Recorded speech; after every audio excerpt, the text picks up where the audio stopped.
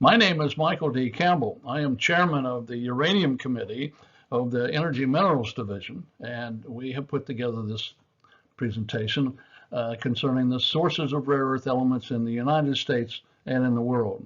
I'm joined today in putting together this presentation, Bob Gregory, who is Vice Chair of Government for the UCOM Uranium Committee.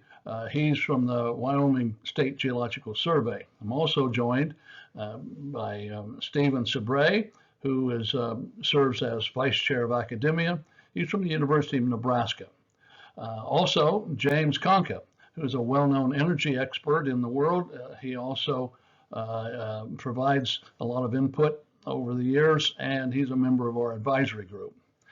Now, let me explain, since we have limited amount of time, this presentation was put together for long-term use, in that we have added a lot of references, links to papers that we'll be discussing, only summary. So let me lay the foundation in that way. We also bring your attention that members of the Uranium Committee also presented another paper by Stephen Sabray in theme 9, and we suggest that you may want to look at that as well. We've provided a link there on this this presentation, should you want to download it and convert it to a PDF.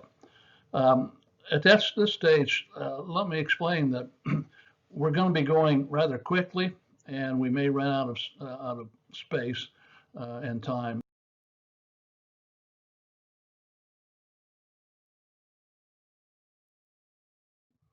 Let me briefly tell you about what we're going to be covering during this 20-minute or so presentation. Of course, we're going to be talking about the sources of rare earths, starting with their distribution in the very beginning in the universe, and then in the solar systems, and then on the moon, and meteorites, and earth crust, seafloors, coal and lignite, and in the groundwater, oddly enough. We'll discuss that in a little detail.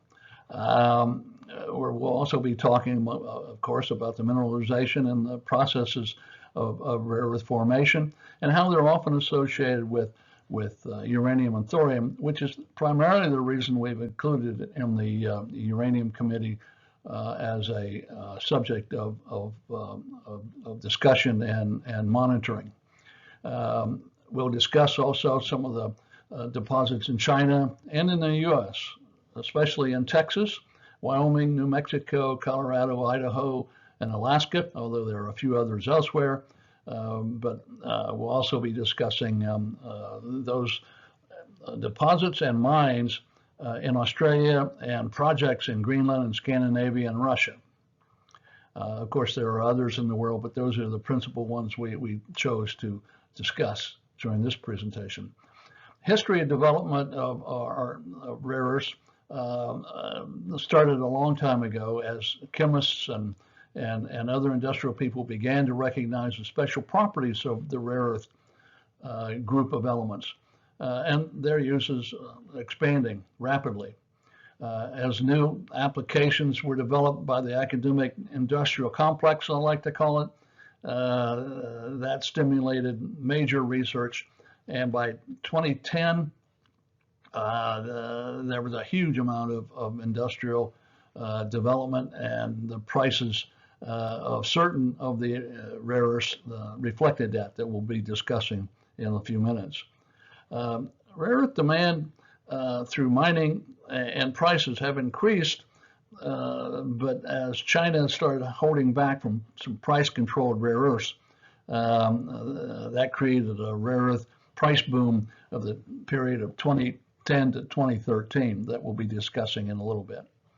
Other rare earth sources are being sought, but as co-products from metalliferous mining, recycling of electronic waste, and as I indicated earlier, even from coal, waste coal ash and byproducts of phosphate mining, and other sources that are beginning to get involved in the supply chain. But again, it depends on the price and the cost to produce. The competition in rare earth mining and processing, quite frankly, as a bottom line here, depends on ore grade and specific rare earth availability with the rare earth demand expanding. Right now, last year, 2018, the world only produced about 170,000 metric tons of rare earth oxides. And in 2019, that number went up to 210,000. So you see, the market is not large, but it's expected to expand to 7 to 10% per year. That's compounded, and so it won't be long till we'll be up into the 500,000 tons a year, and depends on, of course, the market. And that right now depends on the pandemic notwithstanding, let's say. Where did the rare earths come from? Well, they came from the universe. They came from stars primarily. And I must say, in our research, we ran across a very interesting presentation by Johnson et al. And others in a 2020 paper that presented this particular table of contents, showing exactly how stars came into play here. You'll notice that the rare earths, the lanthanide series down here in the bottom, are stuck in there, but below that is the actinide series, which makes you think about maybe this whole table of elements is not quite right. If you remember the movie Contact with Ellie, she got finally help into how to put together the plan. So I get the feeling, and we've discussed this, that we don't quite have the table of contents together right, but hopefully one day we will find out. But let me get to the elements here. The rare earths are spread all over the universe, and they're known and are present and are distributed in dying low mass stars and by merging neutron stars. The cosmic or the solar system fingerprints, or widespread rare earth dust, therefore, and once it arrives on Earth, you'll see in a little bit how it's distributed in a similar way with the help of volcanism. The lanthanum and through neodymium were formed by the low mass stars, then by merging neutron stars, as Johnson and her associates have figured out and have laid this whole table of contents of periodic elements out for you to see in a rather interesting way where all the elements, but particularly the rares, have come from. Of particular interest, I got to say, is promethium, which occurs in between the samarium and the neodymium and the samarium. They're formed by neutron stars, then more by low mass stars. But promethium, as we'll discuss here in a minute, is quite interesting. I would say that about 14 of them are shown here that are in use, but we also get into the critical element area where scandium and yttrium, although it's considered a rare earth, but also gadolinium, and there's a few others. We just finished a major report on indium, by the way, and so all these other elements that have never been used much are finding uses that is quite interesting. Promethium's story is fascinating. I would encourage you, if you're at all interested in the origin of these kind of things, we put a link here for it and take you to a paper that is good. But it turns out that it really doesn't occur on Earth. It's such a small amount, they could barely find it. And because all of its isotopes are radioactive and they decay out. But the decay also comes from neodymium and other elements that you can read about. And so they're starting to find how to build up the reservoir of that from a few ounces to a few pounds and all that. And it turns out that promethium is extremely useful in batteries, in nuclear batteries that we're going to be using off-world in some of our space work and asteroid and lunar activities, which I find that interesting. But anyway, starting with the rare earths in the beginning, the Odom-Harkins rule, it turns out that the distribution of the rare earths are guided by the nuclear synthesis of the original formation, and those are inherited throughout the distribution. Oddly enough, they hang together, and we have included some plots here pretty soon. It basically starts with the relation between hydrogen and helium and the nucleosynthesis that occurs. That's reflected in the bottom right of this particular slide. You can see it always goes to even, and the distribution and concentrations are therefore are reflected unless there's an outside influence, which we'll demonstrate in a little bit. I'm also including here the updated periodic table on the bottom right link, but here's another periodic table that Raosbach put together some years ago that's particularly useful to geoscientists as we deal with various elements in our field.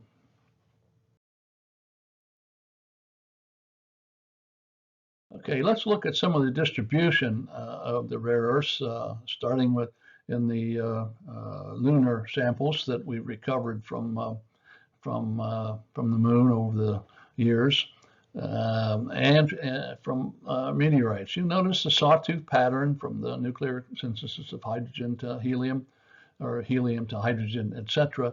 And you'll notice that the moon, some of the moon's sample up here, 190 ppm, are getting into the significant range in terms of economics. Of course, this is in the light rare earths, and might as well explain that now. The terminology is used for a difference distinction between rare earth groups, and it's the light ones. The light group, it runs from lanthanum through cerium, praseodymium, neodymium, samarium to europium.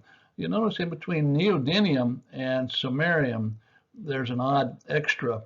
There's no dip in between here. This is where promethium, that's a bug, isn't it? Promethium belongs, but since it's practically non-existent, until recently, it isn't usually included in rare earth plots of any kind, whether they're put into ratio with meteorite, chondrites, what have you. You can still see the typical sawtooth pattern. What we're looking at is the changes of the relationships as you get from the light rare earths up in this part of the rare earths down into the heavies, which starts at europium and goes through gadolinium and terbium and dysprosium and holmium and down through the lithium. How these start to flatten out in concentrations are sometimes reflected and sometimes they're not. I guess the important thing here is in lunar projects, there's no doubt that we're going to be able to get up there and spend some time, and we'll be looking for rare earth anomalies in the sampling, in addition to the helium-3 that actually was discussed by an earlier Energy Minerals Division Memoir 101 on activities off-world that I would recommend you have a look. It's in the link here on the right-hand side on this particular slide. Let's take a look at the next. I've listed down here, or we've listed down here, all the meteorite samples that we could find, in addition to some of the Apollo samples and what have you. Okay, let's go on to the next slide. Okay, here we're looking at the rare earths in the upper, middle, and lower continental crust. There was a major effort over the years to try to get some idea of what the rare earths occur, or how the rare earths occur, and in what quantities do they occur in the crust. And there have been a lot of studies done. We picked out those that have appeared to prevail in terms of the general discussions that go on. And you notice again, it shows the sawtooth pattern. But here is one of the anomalies that we picked up on the crust that you notice down here where there's a floor. We're calling this a floor because instead of just keeping on going down in concentration, you see these are averages of a lot of samples, by the way. So these averages are meaningful. It doesn't give you an error bar here, but these are still meaningful, and it suggests that there's some sort of a perhaps fingerprint on all three of the continental crust investigations that have happened, and same with the last two rare earths are down here on the bottom are shown almost identical. Looking now at the Atlantic and the Pacific Ocean floors, you'll see the work done by Balaram. That's showing a similar kind of floor here. Now, mind you, these are samples from the seafloor around the seamounts, and these samples are hanging together, and these again are averages, so they're meaningful in a general way. But you'll notice there's a floor here and another floor to here.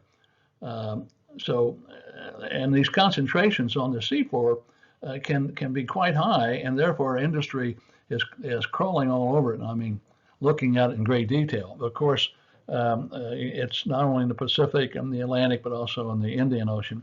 There is some environmental concerns because the bottom disturbance tends to let's say interfere with well, let's call them critters, and that is something that actually my son, who is also a professional geologist, he runs he has considerable interest in the oceans. He is founder of the marinebio.org, and he doesn't think that we should be doing much on the seafloor. And he and I have interesting conversations from now and then.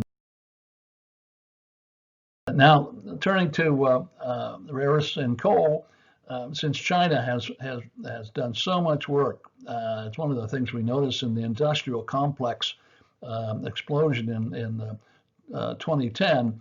The Chinese have spent a lot of money and effort on looking at Chinese coals, and we put a link up there for you to look at, and you can see that it reflects a similar sawtooth, but you notice there's no floor.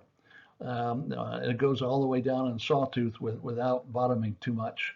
If you look at the average of all this, you'll see that it's not much of a floor there, although there's a little floor here.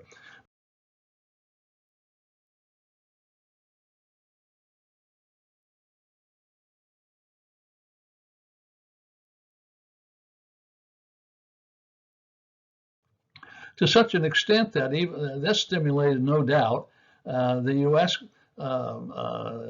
Academic, government, and industry activities into funding coal research in not only coal but also in lignite. And you'll see here all the groups that have been awarded contracts to look at them, and we've included a history here in this link that covers a lot of those studies.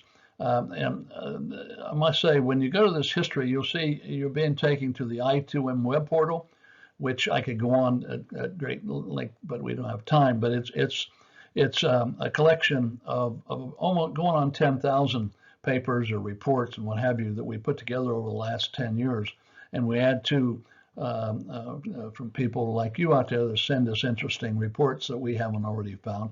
And there's a searchable database, and we can arrange them by time or by date and by subject. So I would refer you to, if you want to look at that, and any other subject in geoscience that's of interest to myself and my son and others, associates in I2M consulting group, that you might find interesting. Okay, now we get to the really interesting parts, only because I've been working on this for some time. We ran across samples in a project. I won't go into any detail, but the whole it was a major groundwater sampling program, and we kept finding sort of unusual amounts of rare earths in shallow groundwater, and so we did some detail for other purposes, and would be able to get into the very small particles, trying to figure out where the rare earth resides in the particles that are reporting as solutions. But obviously, when you digest it with acid, a sample with acid, you remove also all the colloid size. But we wanted to see what the particles were, and so you'll see these two plots here are based on 0.45 filters, solid line, and 0.10 filters on dash line. And you notice the sea salt pattern is still reflected, except that you see a major, what we're calling a europium floor, only because it starts at europium and remains rather similar, but also rather flat. That's being reflected as interesting colloidal, otherwise nanoparticles, even are showing a rare earth fingerprint. This we figure reflects dusting from a anthropogenic source, or from past volcanism, or from small meteorites. Here's a distribution of the rare earths in the groundwater. The whole line goes from lanthanum over here to lithium, and you'll notice that these are different monitoring wells locations here, and you'll see the higher levels of the lanthanum and the rare earths on these are also matched with the higher levels of arsenic presence. So I can't go much further than that, but it's still remarkable how this tends to show up. Let's get into the really interesting things worldwide and in the U.S. As you probably have heard, there's a place called Mountain Pass that is a major carbonatite, and that definition is included here for you if you want to click on some of the references.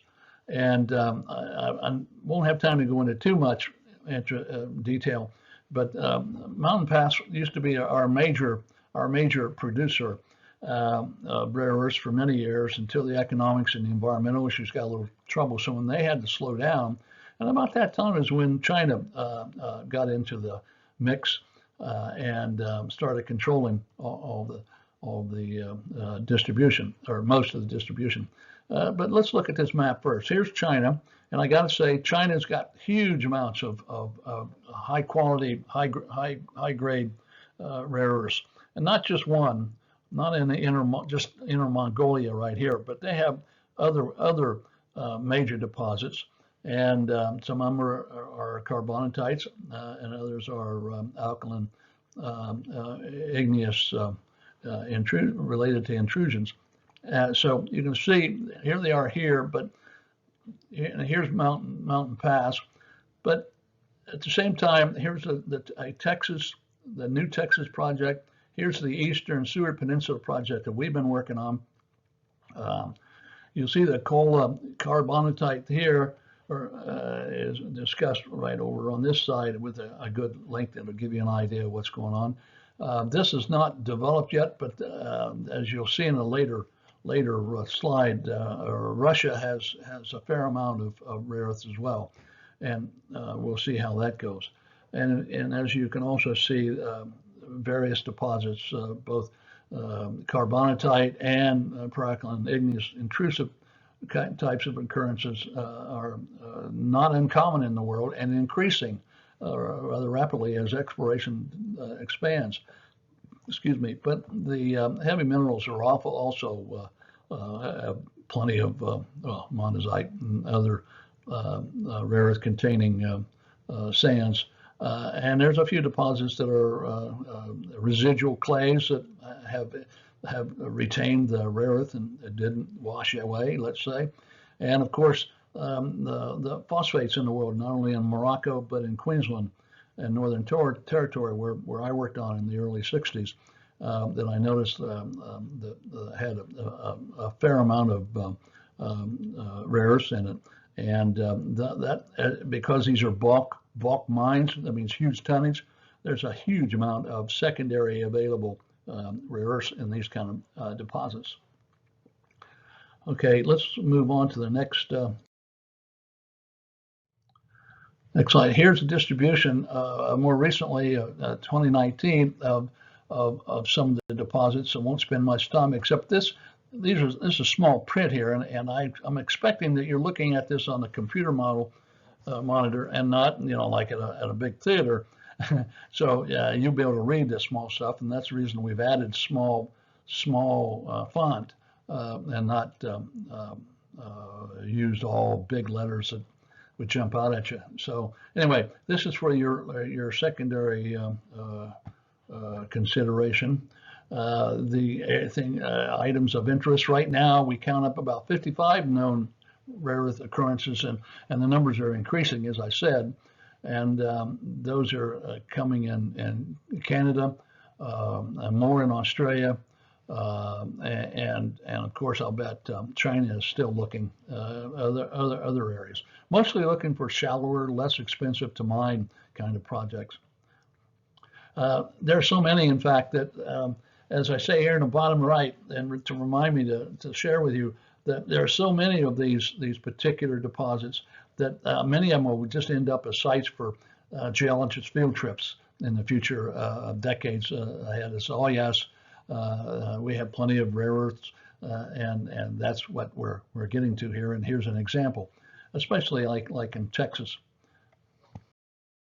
Some of the modeling we've included as to the different types of rare earth emplacement. I won't go into any detail. You can read this and study this.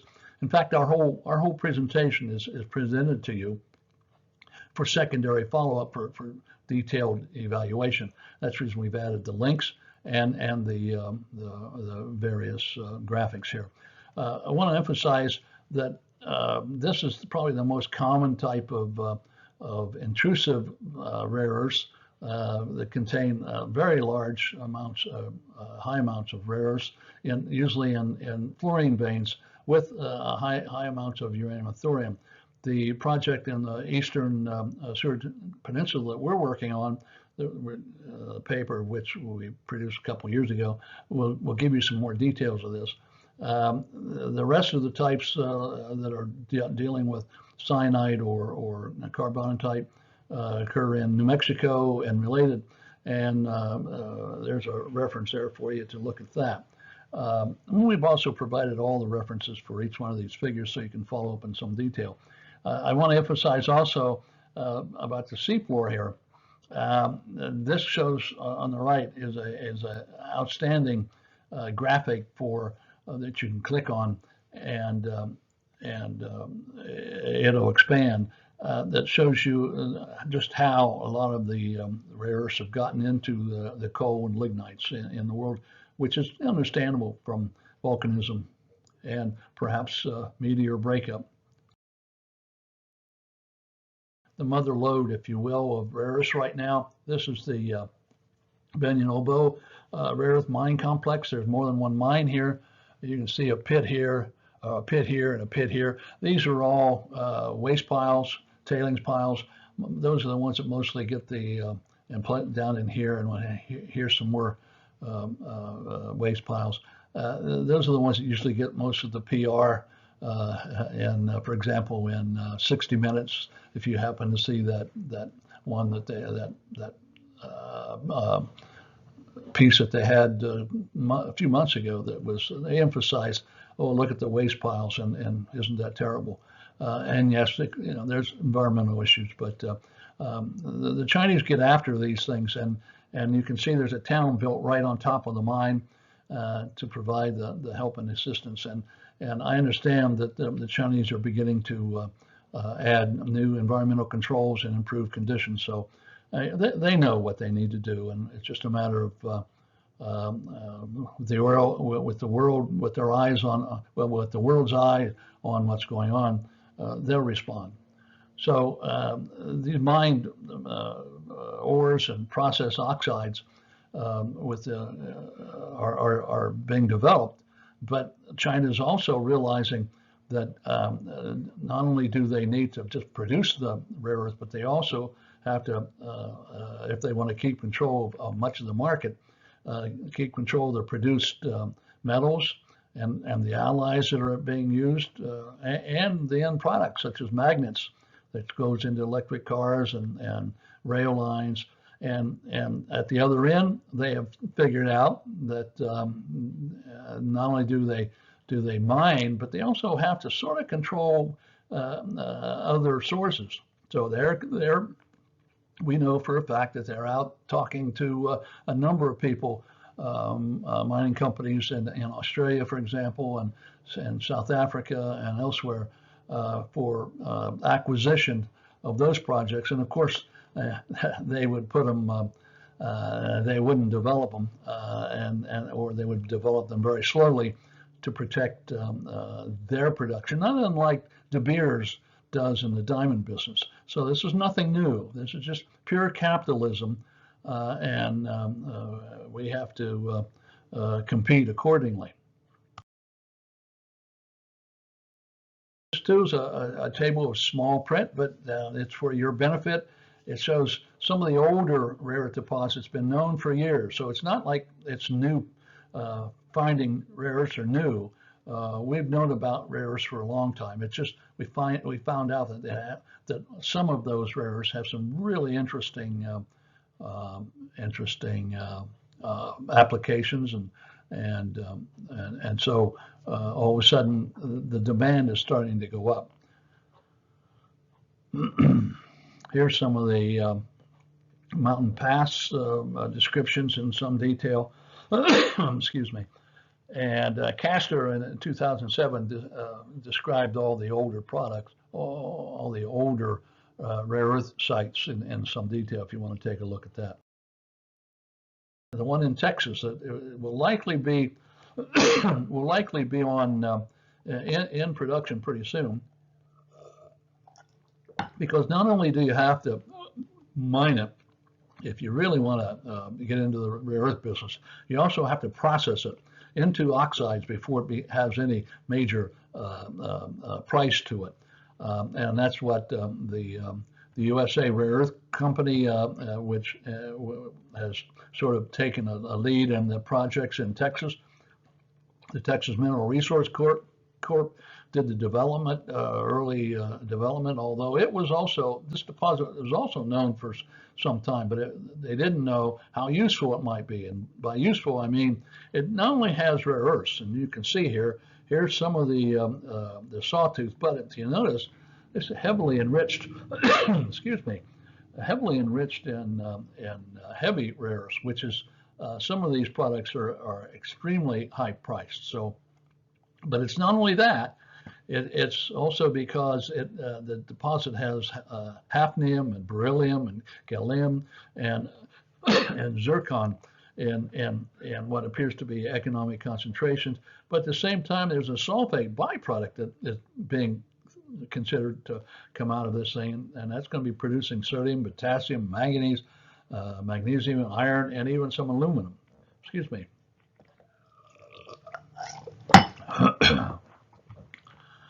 The other thing about this Round Top deposit is that it's near rail facilities, just a few miles away. I remember I passed it, the site on I-10 going west many times, and there's a rail line, east-west rail line that comes across over there that they'll be able to provide. It provides market access to them for their bulk product. distribution. The mineralization there around top is, excuse me, is in rhyolite as opposed to igneous and metamorphic intrusive igneous, not intrusive igneous. This is intrusive, but it's a rhyolite, very different kind of thing, and some odd minerals. But the basanite here is your common rare earth containing mineral that is mostly produced in the California deposit as well. But there's other elements that contain, and each one of these minerals have to be, let's say, broken up, and the rares have to be released in a special way. That's why Round Top is coming on rather strongly, because they've made a deal to develop a reprocessing plant and refining plant in Denver that's underway right now. And if they can get that underway and get their products ready, they could be in operation in the next year or so. Most of the other projects are looking at lead times of 5, 6, 7, 8 years out, which, there may be some merit to that. But this is a particularly interesting because it's a heap leach project. In other words, they mine it and then put it on a big pile, and with various fluids they can remove a lot of the rare earths, and also some yttrium and scandium comes out, come to think of it, of this heap leach project. So we'll talk a little bit about a basket product, meaning rare earths has this unusual capability of having many products, and each one has different prices associated. Sometimes you can get a very large amount of money for one element and not so much on another element. When you put them all together, makes exploration and development interesting. On whole, Texas is under development for these particular kinds of projects, so I expect more is going to be showing up. Of course, they have to end up with special relations in terms of what's present and what's marketable. So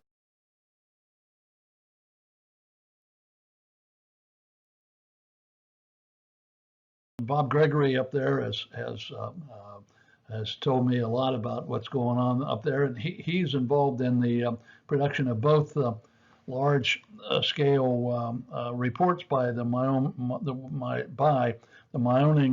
Wyoming State Geological Survey, and he's telling me about the Bear Lodge deposit that has also been known for quite a while, but with the prices going up, they're starting to take a closer look. So here's some of the details of it, and here's a good reference to both of his reports are right. He and his associates there at the Wyoming State Geological Survey. So you also get the feeling that Wyoming is also not so well explored, because you see on this graphic on this left-hand side, there's lots of samples are showing let's call them anomalous rare earths, usually lanthanum as a guide, only because it occurs, and cerium mostly occurs as the highest concentration. But anyway, again, throughout Wyoming, there's association with uranium and thorium and some of these prospects, but there's rare earths everywhere to look at. Of course, whether they're economics, it's another matter. A similar thing over the years, they have done a pretty good job of finding out where the old prospectors have dug around and come up with, let's call them rare earth shows, but they've been looking at more detail recently. There's an interesting article here by Anderson, an article in 2015 that found some anomalous rare earth associations at the KT boundary.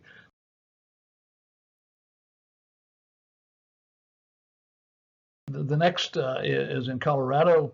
The U.S. Geological Survey has known for some time about this Iron Hill carbonate carbonatite complex near the town of Powderhorn, and it's being looked at. There's one of the original papers by Van Goosen to USGS. And there's some other issues here around Iron Hill. You can see on the left down here. These X's are other kinds of metal mines or products. This whole area is heavily mineralized, so Colorado has a lot of potential also. And again, depending on whether they can find good reserves and grades.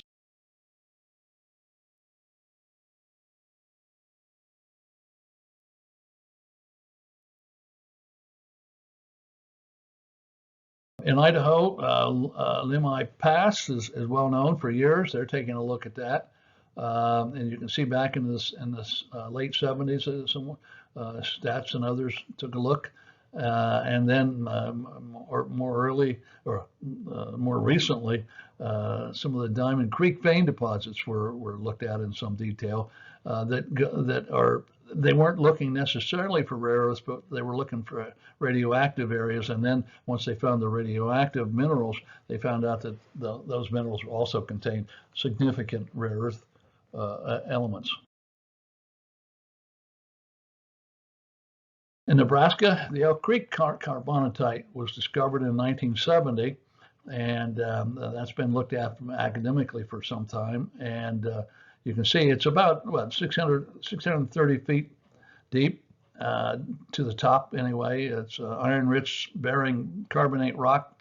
Someone has decided that has to be a carbonatite. And Molycorp, the original owner, the primary owner of the Mountain Pass deposit in California, has also looked at this over the years in detail and have decided that it's at least a prospect. Cameco, another major mining company, and Neocorp has found the Rio, the rare earth distribution almost up to 2%, which is interesting in terms of grade, and more interesting also is the way oxide here is running a 0.5%, which is another one of those market basket things. If you have more than one product, it may make the project economic. And there's a couple of references there, and other work done. Paragenesis was looked at as early as, or as recently as just 2017, and that's interesting paper. In Alaska, as you might imagine, or maybe not, but as everyone went to Alaska for gold mining in the 1800s, there's also showing that there's other minerals as well, not the least of which are rare earths. And in this case, in the Bocan mountain area down here in the bottom, which is barely Alaska, admit, but it's still ours. It is a major rare earth uranium and thorium occurrence, and it's got some mineral resource estimates of up in the millions of tons, and grades that are pretty healthy, about 0.5% of total. That's the whole market basket of rare earth oxides in terms of rare earth oxides.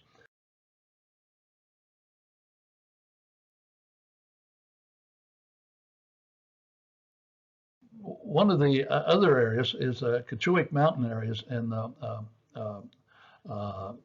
far western part of Alaska, on the eastern part of the Seward Peninsula, which this is where we worked at Oron in the late 1970s and early 1980s, and it's a igneous complex that shown up with dikes like that guide I showed earlier, has shown very high rare earths and thorium and very high uranium.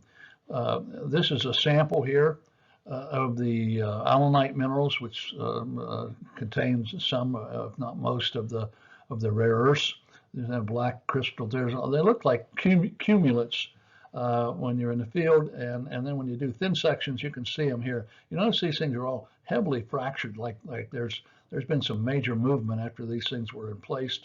Then when we started looking at the overall area, we noticed that this area is right next to a very large, round, well, circular basin that we got to thinking, you don't suppose that's an impact crater, do you? And so we put that on the list the next time we're up there to go drill some shallow holes to get some samples of the interface between the underlying bedrock of the basin and the tertiary sediments in that basin. That should tell us, everything we need to know in terms of micro silica pieces, iridium, what have you, as to whether or not this was an impact crater. But that was a large one, 30 miles in diameter. That must have taken out a few trees.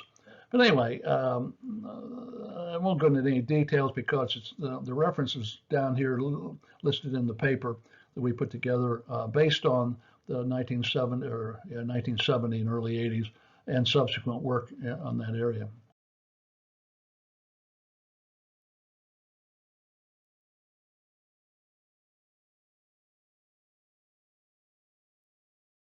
This is, we included this because this is from the survey, U.S. Geological Survey of Rare Earths, and this shows you how much rare earth there is in the world. You notice this is all the way from lanthanum down into the lithium, and you notice that they're just everywhere in the soils in and around this particular area. Now, whether or not this is because there was a major distribution of rare earths from perhaps meteor impact or erosional issues of spreading out this material, but it hangs together. This is the area of the mineralized zone that we discovered when we were there and have done some work on, and you can see some of the mineral constituents. For example, this cesium or cerium here is more than 10,000 ppm. And that's, if you could put it into oxides, that's major grade. So I won't spend any time on this any further. You can take a look at it in the paper.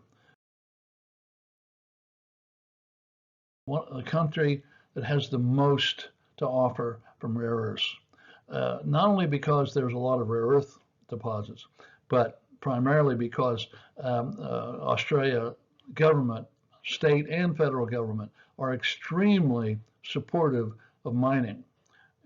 I spent 4 or 5 years down there working for Conoco Mining Group, and I was absolutely amazed by how much the government supports the mining industry. And yes, they have environmental controls, but the mining people there, in the hundreds of mining companies, they all know that, and they do exactly what they need to do. And sometimes, of course, there's a mistake made, but the government has exercised the appropriate regulations and took care of things.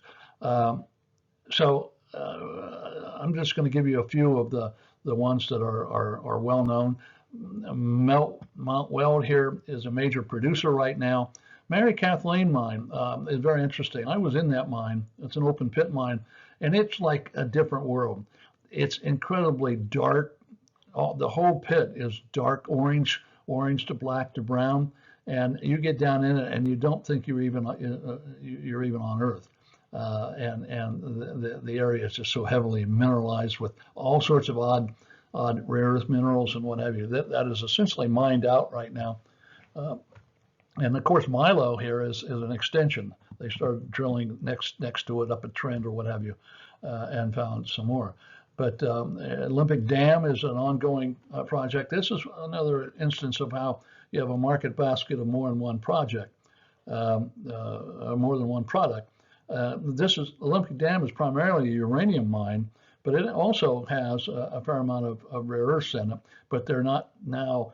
They're stockpiling that for later treatment and use, but it's still a major source of rare earth because it's a huge project. It has been. Olympic Dam has been going on for decades.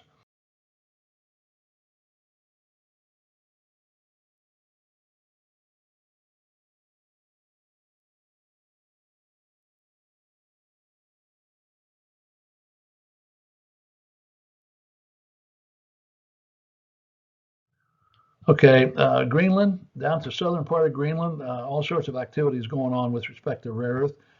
This particular one, and I never have been able to figure out how to pronounce, but I recognize it. Ilsmakrup complex. It's got major rare earth and uranium and thorium, and this will probably be developed here pretty soon. It's also a project that the Chinese have been discussing, wanting to be a partner, development partner in. We'll see where that goes. Now, over here in the history of this Greenland activity, I've included here under the there's more. This is a good. This takes you to the I2M web portal that describes the a number of papers that deal with the development of the Greenland rare earth deposits. Okay, over in Norway, Norway's got some shows. None of them yet are being produced. This Finn, this particular project, Finn is under, let's call it development, and the one next door is under some development. Whether they actually produce or not is I'm not aware of right now. But what I want to emphasize is, you see this right here? This is Finland, right in here, and here's Russia. Here's the border. See the border of Russia and Finland? You notice some of these very interesting and important deposits of this particular one, Lavara and the Sokli. Those are major rare earth deposits, and it's right on the border. And I don't know about you, but I would be a little nervous about working on either of these, although Russia has apparently plenty to keep them busy. Here are some of the references that you might find of interest, especially the Russian one here, Breccia, done in 2014. The summary of development. The rares have been mined since 1900s, and as you can see, in about 1960, 1950, we started finding uses. You can see in 1952 is when Mountain Pass in California started mining, and then you can see this is certainly not linear, but this curve on world production and demand is going up rather quickly, and with all the changes in the demand depending on the world and local financial conditions. The technology has been driven by geoscience research. It's been driven by geoscience discovery and more research, and then comes the industrial applications, engineering applications. That's clear. This is a geologically driven process of exploration, and which is true for all natural resources. Industrial development, of course, depends on the exploration, but also on the grade tonnage evaluations to how far it gets along, whether product demand or resource price or economic pressure, or even geopolitical interaction comes into play. That means with all this activity, there's a fair amount of jobs at stake here, and we've included lists for jobs links in Australia, the UK, and the US here for your particular benefit in case you should need something like that. This is an example of the boom that was going on in 2010, 2011. This shows the price for Chinese money for dysprosium, which is clear up into equivalent of about $2,800 for 20,000 kilograms, or you can see it translated here. So as you see, this came down as more discoveries came to bear, and this is when China put the brakes on and then slowly started releasing products into the market. You saw the price of dysprosium actually go down. It's going back up now, but this is for all sorts of reasons, primarily because other sources are beginning to become available.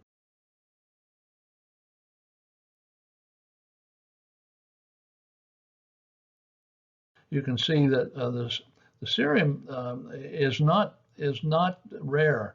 It has 60 ppm average in the crust. whereas the other rare earths are at less than 1%. The rare earths are also associated with uranium, as I've said before, and even that, and many of the rare earths are more abundant than gold and silver.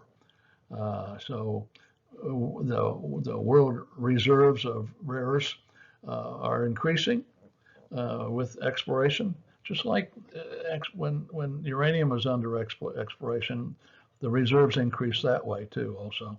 But as with most natural resources, including oil and gas, the market dynamics and research investment in alternatives will ultimately determine the criticality of the elements. You can see there's some nice graphs, plots here of what's desirable, what isn't. Dysprosium here, dysprosium here is, as you can see, very highly sought after for magnets.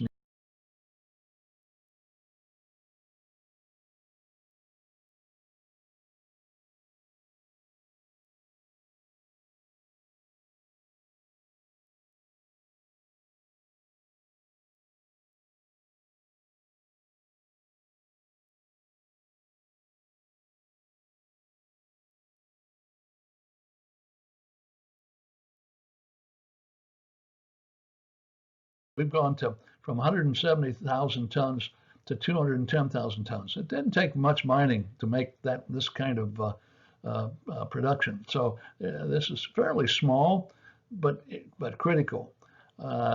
China has control of 71 and increasing up to the high 90s recently.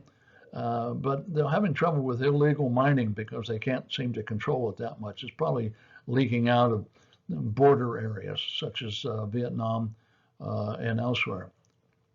Here's a discussion of when the mountain pass was increased to in 2019. They're back online now, and they just produced 26,000 tons. So they're beginning to contribute again, and that I think will increase, but we'll see what happens on the economics. Australia has a number of projects that are, as I said, that are coming to fore, and they're second in the world in terms of producing right now. That may change as other countries get into it. Russia has a number of deposits. There's a couple in the western part or eastern part of Russia that is rather large too. We haven't discussed that.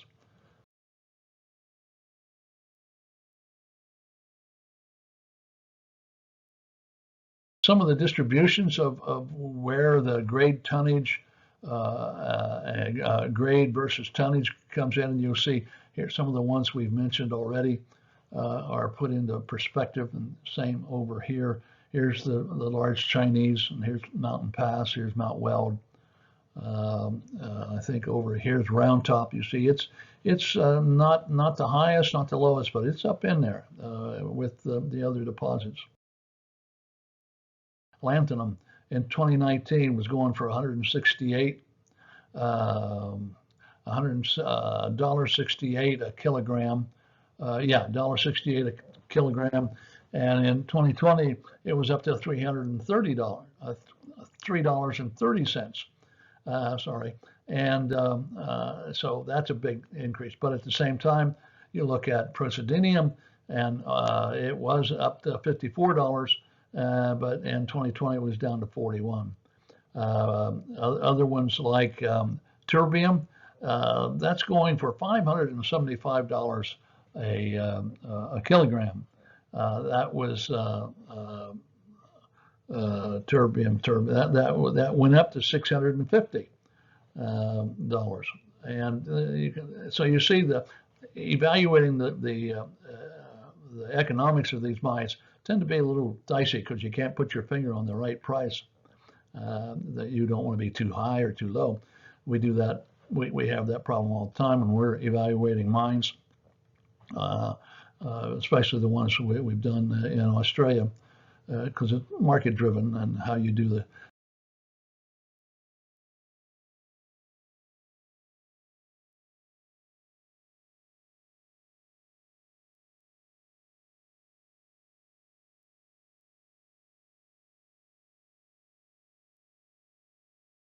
This is a busy slide, but you're going to be sitting next to your screen, hopefully, and you can take full advantage of this.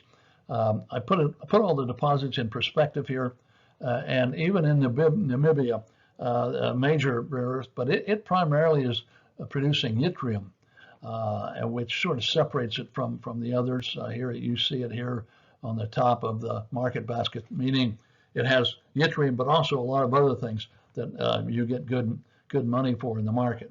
And here's the the main Chinese and deposit, and here's the round top. So anyway, I've summarized what the limitations of the rare earth basket price approach is, as opposed to just operation and maintenance costs, so and capital costs. So have a read of that, and I think you'll find it of interest if you're gonna if you want to know more details about the actual economics of in the overall scheme of things. You got the Chinese project, you got Mountain Pass out here in terms of its resource versus grade, and only the ones that have the higher grade are being produced that make sense. And of course, with the Chinese out here top, they're dominating the market now because they've got really good resources, and plus government support.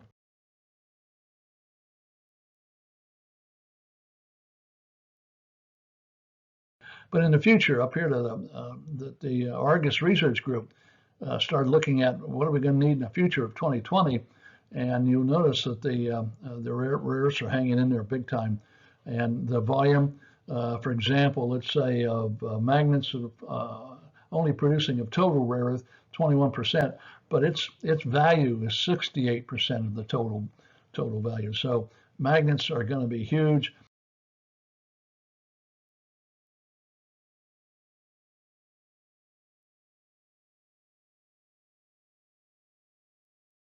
What about the trade routes? Well, it tends to be a bit of a mess, but you can see it's all coming out of China, and it will even the Mountain Pass products used to be sent back to China for refining.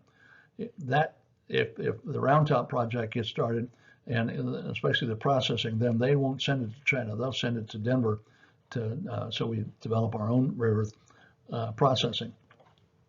This needs some study, so I won't, and here's a reference for you down here in the bottom.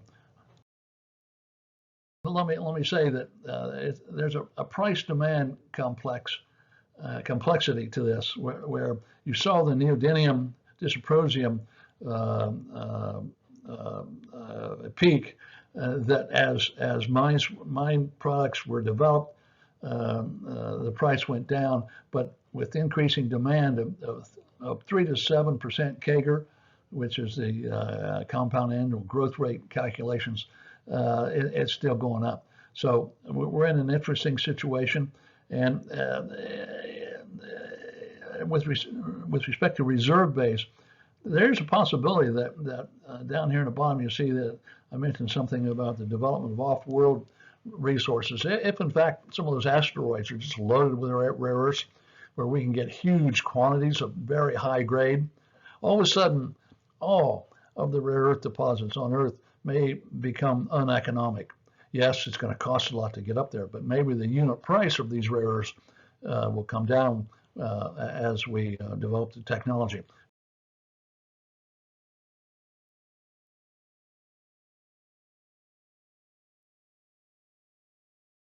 I'll close and suggest you have a look at the references and go from there. Thank you very much. I hope you have enjoyed what we presented here. And if you have any questions, be sure and feel free to call me at i2mconsulting.com. The number will be there somewhere, and we'd be glad to talk to you. Thank you very much.